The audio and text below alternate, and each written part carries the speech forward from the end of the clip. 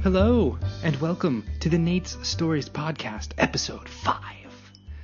Oh, here we are. Another week, another podcast. Let's see what's on the agenda. Last week I said I was rambling way too much, and I said I would make this podcast good, and I plotted some things out, have some ideas. It's still going to be a bit rambly, but I'm going to try to make it worth your while. I'm thinking in the future I'll just pick a subject and go with that, but for now, let's get on with it.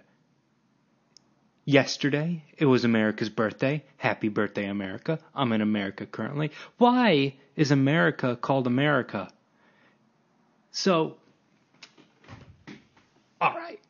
So it's the United States of America, but Canadians are also Americans, and Mexicans are also Americans, because we're all in North America. Brazilians are Americans, but how come the United States Ians get to call themselves Americans? And it's like, yeah, that's what we're talking about. Yeah, that's I don't know why. I don't get it. How did we overtake this term that, like, Europeans, they get to, it's not like that refers to the entire continent. Or Australians, they kind of cheat a little bit because their country is the continent. Are they the only country that's like that? Where their continent and their country are the same? I just learned something new. Or did I not learn that? And I'm I'm not pretending. I just am rambling. All right, let's get on. So first things first, Wimbledon is on the telly, and I watch Wimbledon in the morning because I'm on the East Coast, and that's when they play Wimbledon. I like it. It's still the early rounds. Something interesting did happen. A bunch of players just called it quits in the middle of their matches. They were injured, apparently, and the announcers were complaining about it, saying this is a travesty. This shouldn't be allowed. The Tennis Federation should stop this from happening. Because they were saying that the players are only playing in the round, even though they're injured, to just get the prize money. And that shouldn't be allowed. And I'm like, okay, I just want to watch tennis. You guys figure it out. But if you change the scoring system, I'm probably going to stop watching tennis, which is one of the things they're planning on doing. I think later this year at one tournament, they want to make the scoring, instead of the ridiculous scoring that tennis has, they want to shorten it and make it more short attention span friendly. Something like that. But it's too early to say anything. I like Federer. I like Nadal. I like the big names. I like Dimitrov. I like Djokovic. I like the Zverev brothers. I still can't say their names. I like that one of them is a serve and volley guy. Those don't even exist. What kind of tennis player am I? I am not a serve and volleyer. I'm a counterpuncher. I'm mentioning myself after talking about pros. That's very egotistical. Anyways, next up, aging birthdays. It was my birthday, June 30th, and I turned 29, not quite 30, so this is kind of the last hurrah of my 20s, even though I feel a little bit older, because I got some body aches that are taking an extra day to heal, like a foot pain and a shoulder thing from tennis, and a stiff neck from sleeping in a weird position because I was really tired and I just plopped down on my stomach, and you're not supposed to sleep on your stomach because then your head gets all in the wrong position, and then you wake up with a stiff neck and you're like, oh. And one thing about stiff necks is, I remember in high school I had a stiff neck twice on two different occasions, and one of them was I was like a junior in high school, and we were supposed to film a movie that day where I was just running down a hallway in a shot, and I had a stiff neck, so I was running weird, and it was captured on video of me as like a 15-year-old kid with a stiff neck trying to run normally, so I looked really awkward. Nobody else noticed.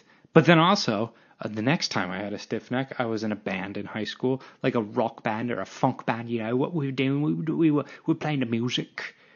I'm never doing a British accent, an English accent. I'm never doing an accent again on this podcast. I'm so sorry.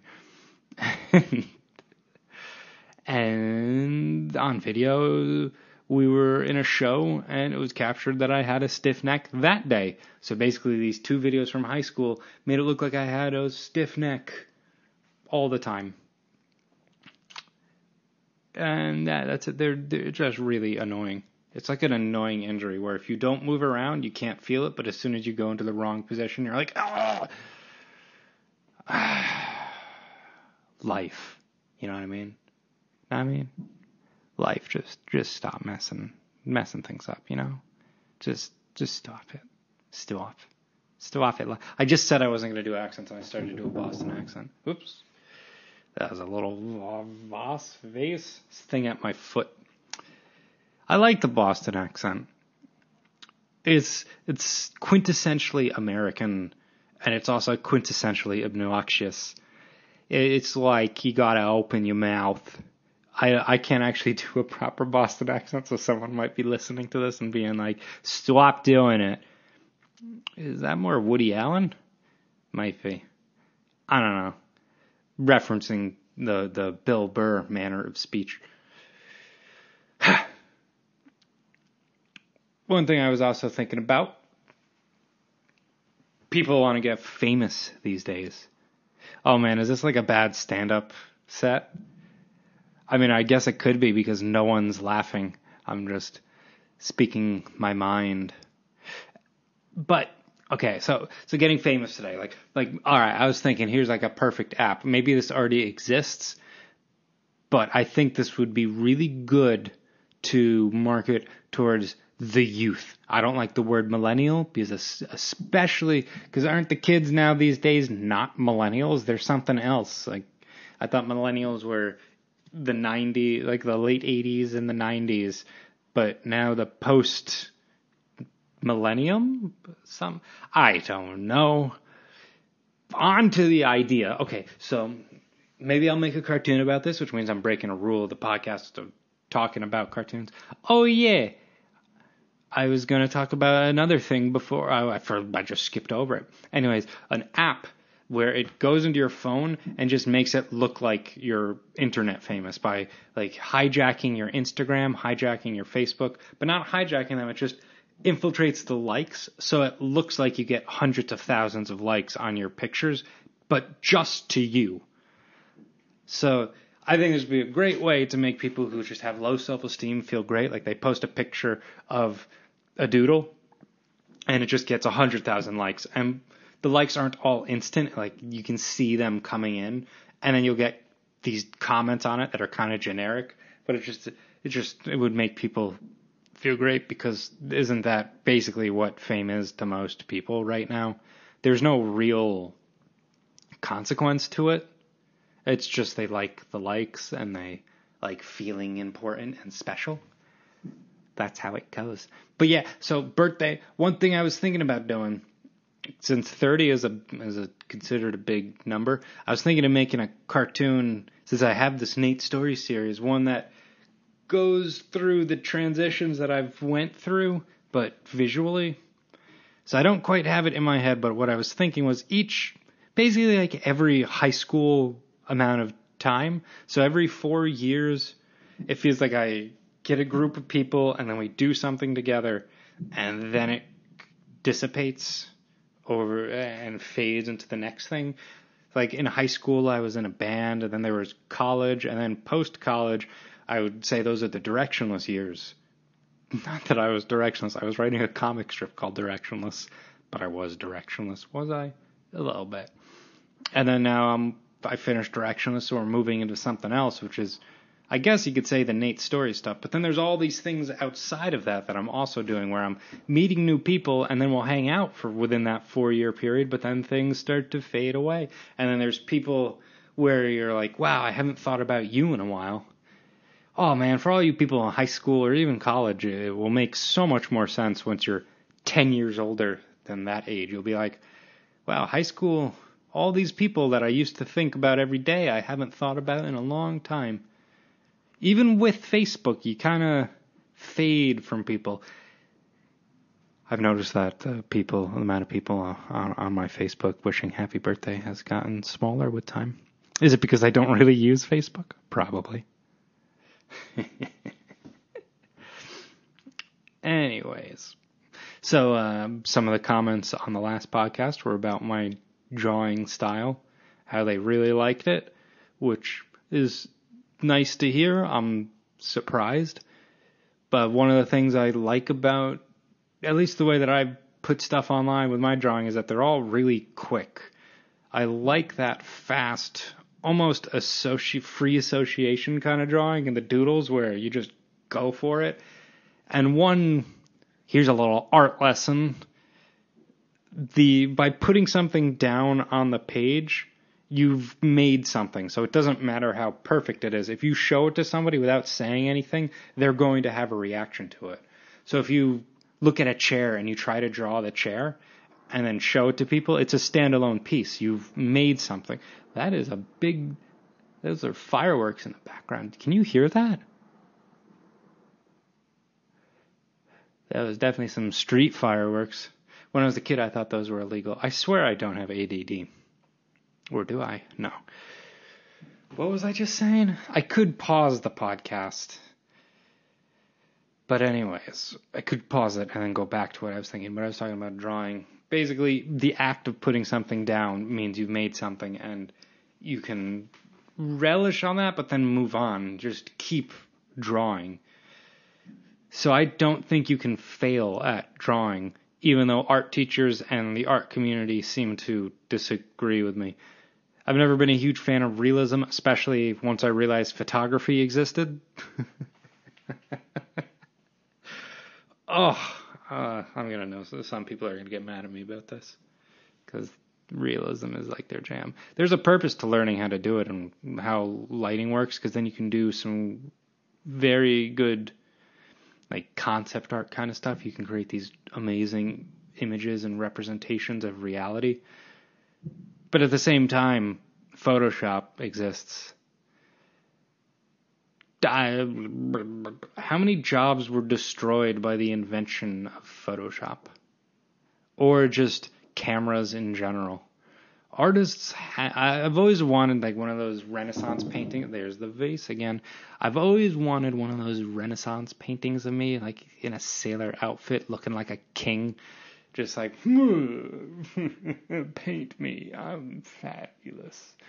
And then in 500 years, someone posts a meme with that face, this whatever. It's like their crazy language, modern language of the day. Anyways, back to drawing. I'm all about that sketching and keep on going and just making new things and practicing and doing what you like to draw.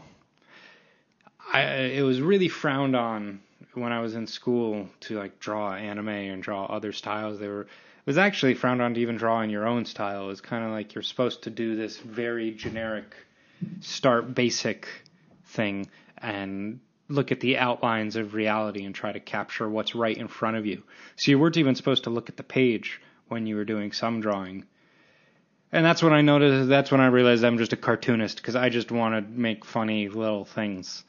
That's where my heart lies. So I would hire better artists to work for me if I had the chance. Another part of the creative process with drawing is writing. And a big part of the way that I like to write is by rewriting. Rewriting, and then tweaking things. So I have one animation that I've been working on since I finished Candy Corn, but I keep rewriting it because it's just not quite right. And it's a lot of writing. I started to animate it, but it's just not working. And I think here's a little snapshot into what I'm thinking about doing in the future. If I start a Patreon page, I would probably post my early drafts, because the early drafts for a lot of these Nate stories, including I have a bunch of unreleased ones. They start as podcasts where I just talk about a subject for 5 minutes, sometimes 10 minutes. And then I edit that down, and then I'll write it down, and then I'll tweak it, and then I'll record it again. And usually that one I'll send to people. But many times my first version has the most energy, because that's the embodiment of the idea. So I try not to lose that with each of my versions, but it's really hard not to. And sometimes when you make things, you don't know what you're going to end up with, and you just have to go along for the ride. Just not getting attached to something, or attached to an idea or a line. So I'm actually doing one of the projects I'm working on right now, because I did set up the goal in my head to release an animation every 1 to 2 months. So I had an animation that was, I'll say, I kind of alluded to it in the last podcast. It was about like a Trump joke. It was 30 seconds, wrote it out, storyboarded it, but it's just not fulfilling enough. It's just not working, and in order to tweak it, I'd need to expand on it, but then that defeats the purpose of making a short video. So I'm working on this other project that I was doing at the same time that's just longer, but I'm going to do what I call Miyazakiing it. I can't even say his name. Hayao Miyazaki. He did Spirited Away and Princess Mononoke, but there's a thing that he did, or his Studio Ghibli did in Spirited Away, where I saw in the behind-the-scenes documentary, where they wrote, or they had the movie in progress. They were animating it, but they didn't have an ending, and they didn't know where the story was going. So I'm kind of doing that with a video right now, where I know the beginning of it, and I know the setting, and I know major beats, but the fine print, I do not know. And I'm going to probably record stuff tomorrow and later today. No, right. I'm recording this the night before, so no, not later today. But yeah, it's just I don't know, making things and just keep doing it. A little bit back to Wimbledon. Let's close this out with some tennis talk. I watched the Djokovic match today and the Federer match today. Those are the two big stars. I watched a couple of other little matches.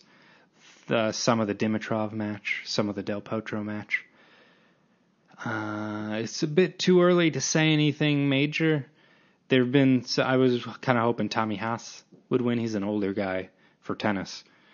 And Karlovic was another guy I was surprised to see that he lost. But tennis is tennis. It's random. I'm surprised that there's even any consistency in it. The fact that there are tennis stars that are famous for winning is strange to me. Because everybody in the top 100, they can all hit a forehand, backhand serve. They're all amazing athletes. Yet there's these few people that are just somehow better. And they just are.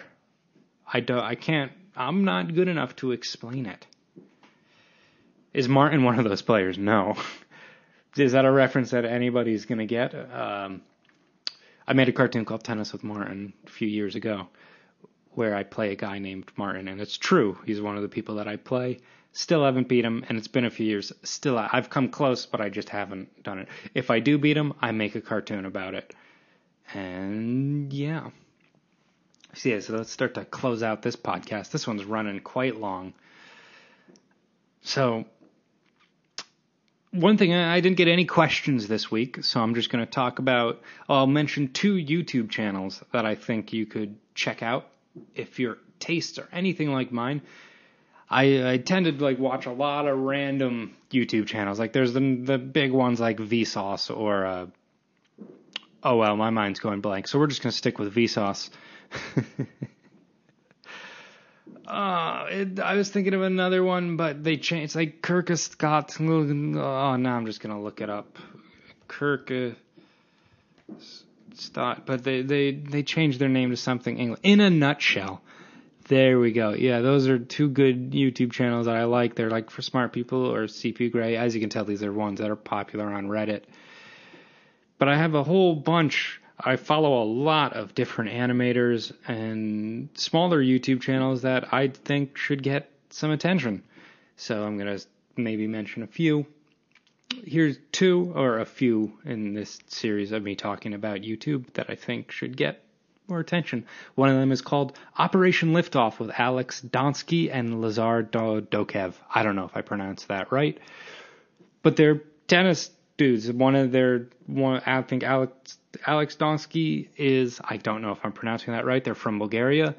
And it's just showing how you become a tennis pro from the lowest level. So he's 19 right now, and he's competing in the lowest level of tournaments, and you just see how you do it. He's competing in tournaments, training, and where they're going, and it's fascinating, and it's edited superbly, and it really drew me in. So I look forward to each episode, and I also follow them on Instagram. It's fun. I think they're cousins. Don't quote me on that. I just have a little script here, and I just pasted the channel name here. I should have done more research on the pronunciation.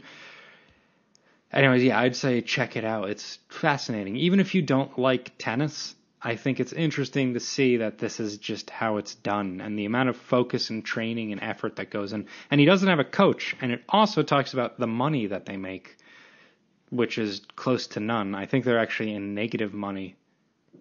Negative monies. Anyways, then another YouTube channel that I like. This is me in the video. Oh, I didn't even get to this subject. I just skipped it.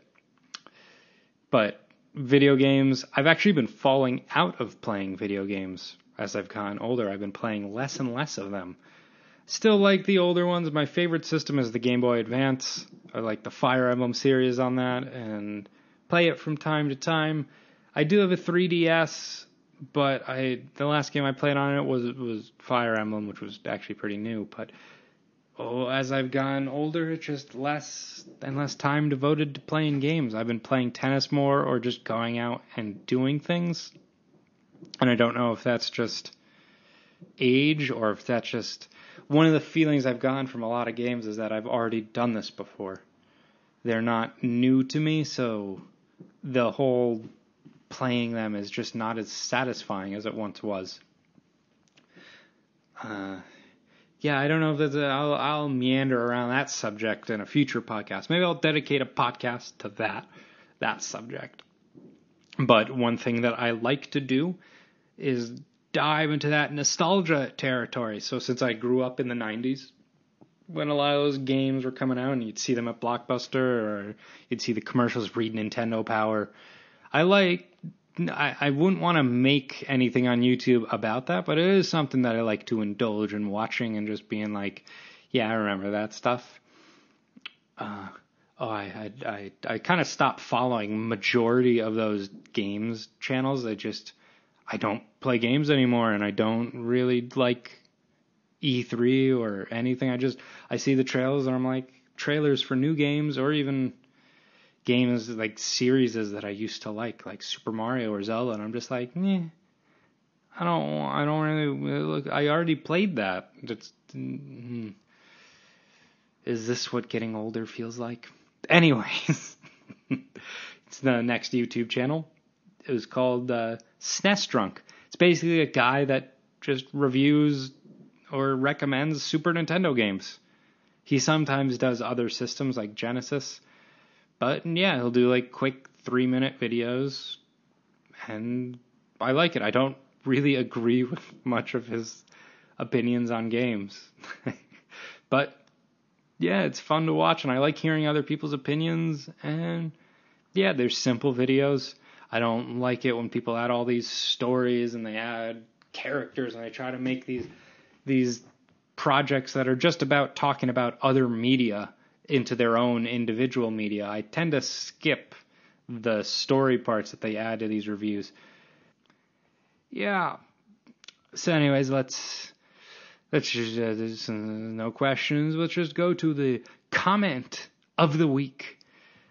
Let's do one from my YouTube regular channel, the Active Object X channel, and we'll do one from the Nate Stories channel. So let's load it up. Let's check it out. Check it out. Isn't that from Dr. Steve Rule? All right, let's go to this is not planned out. I had one comment selected from my other YouTube channel, but not from the Nate Stories channel. So I got a comment on Cat from The Oddball God. And I mean, maybe it's capitalized weird. The Oddball Goad. Because the O is capital in God. Anyways, their comment, I like their little image for their profile picture. I hope they drew that. It's like a skull with a cool jacket, and it's blue. Keep it up. The comment is, that's some good animation. You earned yourself a new sub. Smiley face. Well, it's the teeth showing smiley face, so they were real happy. Well, I'm glad you liked the animation. Thanks, the oddball god. I like your username and picture. I hope you drew that picture. And then the other comment that I selected was, these are all fairly recent, they're like within the past few days, was on my old video called Brandon. I always think it's really funny when people they comment on my stuff from like 2007 or 2008 or even 2010, which is when this video is from, because I'm just like, well, you guys are really digging back there.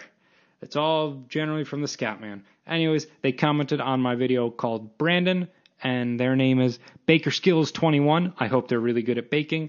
Their comment was, the original Inside Out. Yep. Brandon was about emotions. I did apply to Pixar, and they started making the Inside Out after I applied. Is that a correlation? Well, correlation is not causation. I think they were probably working on this Inside Out for a long time. Plus, Brandon is not really that original of an idea. Plus, if I were to make Brandon now, I would make it pretty differently. Plus, I actually did film a sequel to Brandon. Little known fact, I didn't finish it because the script really wasn't that good. We jumped into production to make this thing. We used a diner, and we actually filmed this entire short with a cast and crew. And it just didn't turn out that good, and it was a really hard decision to just not make the video. I edited it, and maybe if I do a Patreon in the future, I'll post it, and you can watch the very rough version. But yeah, maybe someday I'll step back into it. I'd rather make it as a feature film at this point, but I'd also just rather move on to better projects. Anyways, that's it for this podcast. It's quite a bit longer than the others. I hope it was engaging. I hope it's better than last week's rambling one. Yeah, lots covered here. Have a great rest of your week. There won't be a new cartoon next week. I'm still working on stuff. And yeah, keep being great. Yeah. See you around.